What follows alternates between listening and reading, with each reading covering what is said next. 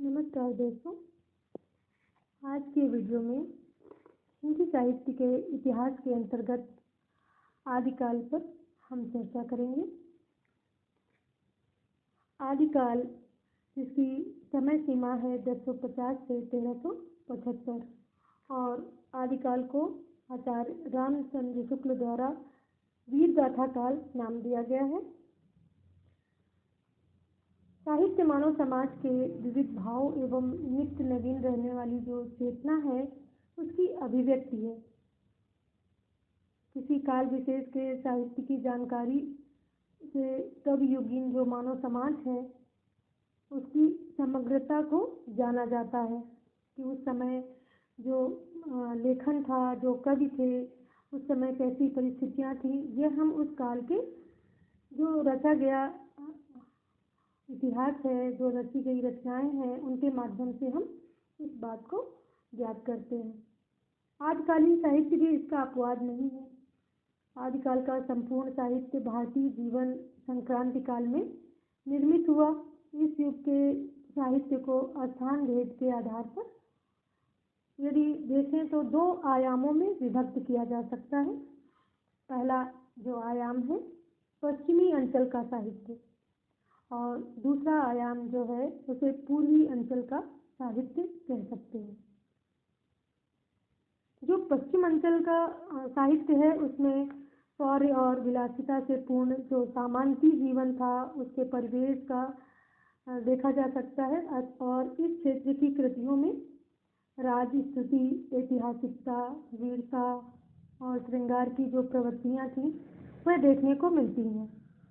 जैन धर्म का क्षेत्र होने के कारण जैन धर्म की रचनाएं भी प्राप्त होती हैं।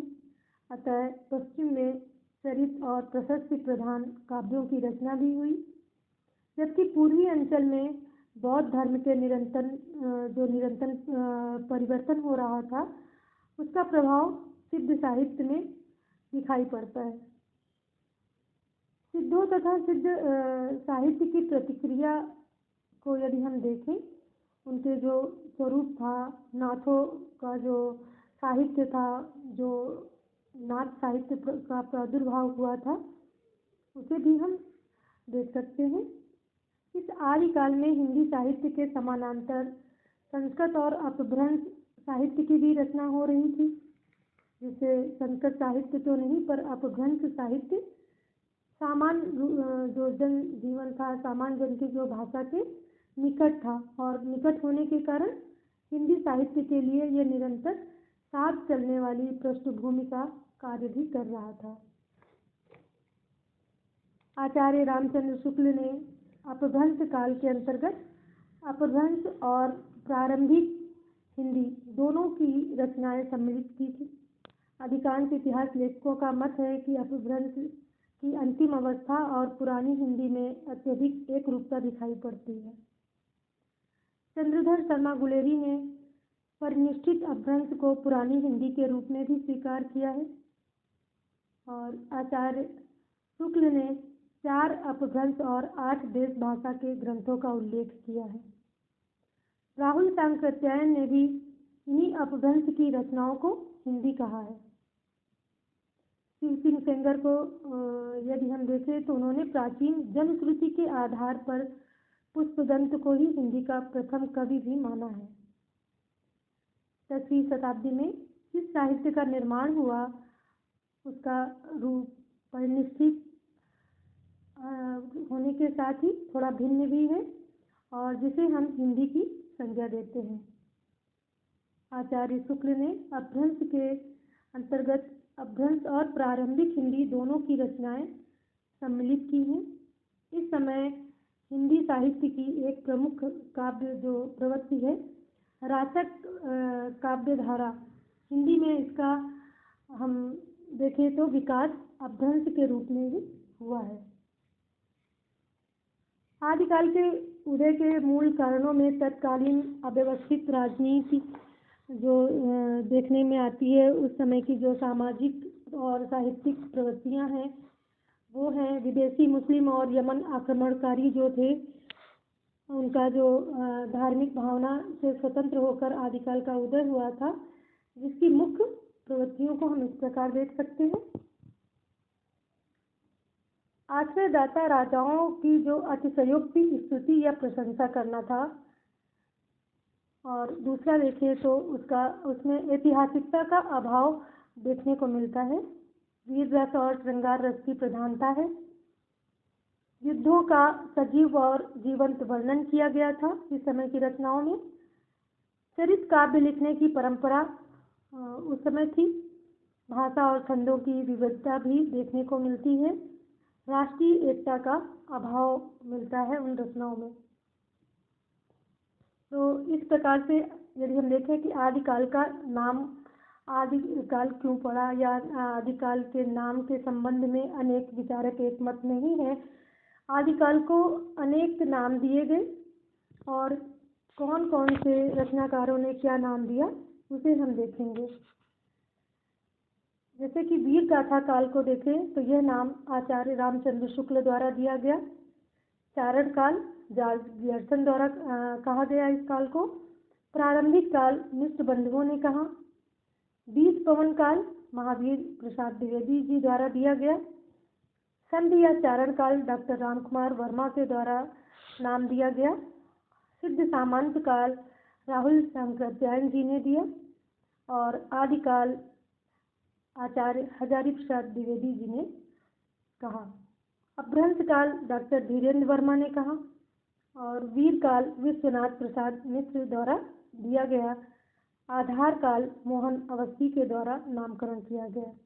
तो इस प्रकार से हम देखें कि बहुत जो कवि थे अलग अलग उनका मत था कि आदिकाल के संदर्भ में उन्होंने अपने जो रचनाएं लिखी उनमें आदिकाल का नामकरण इस प्रकार से किया।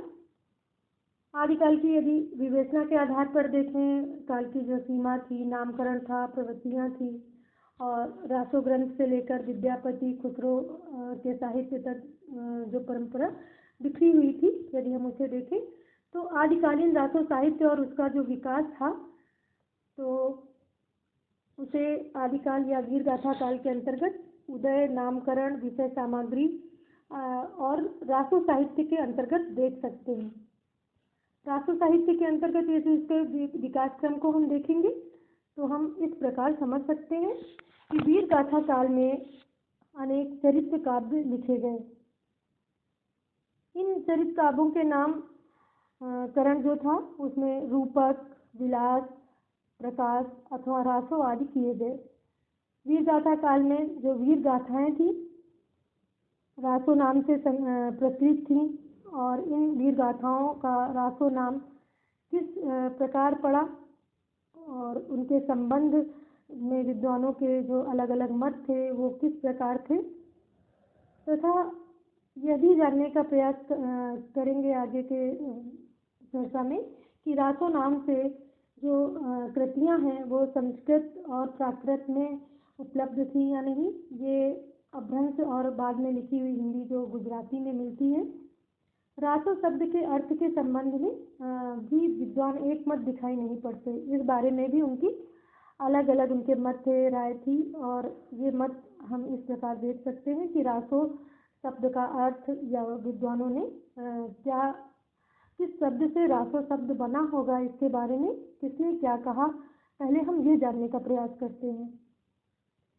तो रास शब्द जो है, रासो शब्द जो उत्पत्ति हुई है उसके संबंध में रास शब्द नंद दुलारे वाजपेयी जी ने राज शब्द से इसकी उत्पत्ति ऐसा माना है। राजसूई या महान यज्ञ जिसे कह सकते हैं, राजसूई का अर्थ होता है महान यज्ञ, और इसे गासा दत्तासी ने यह नाम दिया। रसायन शब्द से रासों की उत्पत्ति हुई होगी, या रासों का अर्थ उन्होंने इस रूप में व्याख्यायित किया। तो ये रसायन शब्द से रामचंद्र शुक्ल ने बीसल देव रासों का जो प्रारंभिक पंक्तियां हैं उनको उसका आधार माना है। रसिक शब्द से हुई होगी ऐसा मानना है नारोत्तम स्वामी जी का। या रहस्य से रासो शब्द का अर्थ रहस्य होता है, ये काशी प्रसाद जायसवाल और श्यामल दास जी द्वारा कहा गया। और क्यों कहा गया? क्योंकि हिंदी जो शब्द सागर है उनके संपादकों का भी यही मत था। इस आधार पर उन्होंने भी अपना मत दिया है। राज्य विंध्येश्वरी पाठक और हर प्रसाद शास्त्री द्वारा इसका अर्थ दिया गया कि रासो शब्द का जो अर्थ है वो राजयश है। रासक का देखें तो हजारी प्रसाद द्विवेदी, विश्वनाथ प्रसाद मिश्र और चंद्रबली पांडे द्वारा नाम दिया गया। कहा गया कि जो रासो शब्द की उत्पत्ति हुई है, रासो का अर्थ है, वो रासक शब्द से हुई होगी, ऐसा उनका मानना था। तो रासो शब्द के अर्थ में हजारी प्रसाद द्विवेदी द्वारा जो व्याख्यायित रासक शब्द लिया गया उसे सबसे ज़्यादा सर्वमान्य स्वीकृत किया गया और इसको अनेक विद्वानों का यही मत था कि ये इसकी उत्पत्ति रासक शब्द से हुई होगी, जिसको विद्वानों ने उत्पत्ति का क्रम माना और इस प्रकार से पहले रासक बना होगा, फिर रास बना होगा, फिर रासा बना होगा और फिर रासो बना होगा। इस तरह से उन्होंने इसको माना। डॉक्टर गणपत चंद्र गुप्त ने रासो काव्य परंपरा को 2 वर्गों में बांटा था। पहला था धार्मिक रास काव्य परंपरा और दूसरा था उनका ऐतिहासिक रासो काव्य परंपरा।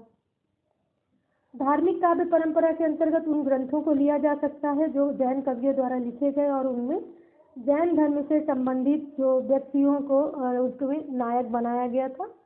और डॉक्टर गुप्त ने शालिभद्र सूर और उनके द्वारा रचित भरतेश्वर बाहुबली जो रचना थी, रास लिखा गया था, उसे हिंदी का प्रथम रास काव्य स्वीकार किया गया है तथा इसी परंपरा में अन्य ग्रंथों का भी वर्णन दिया जा सकता है, जिसे मैं अगले वीडियो में प्रस्तुत करूंगी। इसमें इतना ही और आगे मैं दूसरे वीडियो में इसको आगे चर्चा करूंगी। तब तक के लिए धन्यवाद।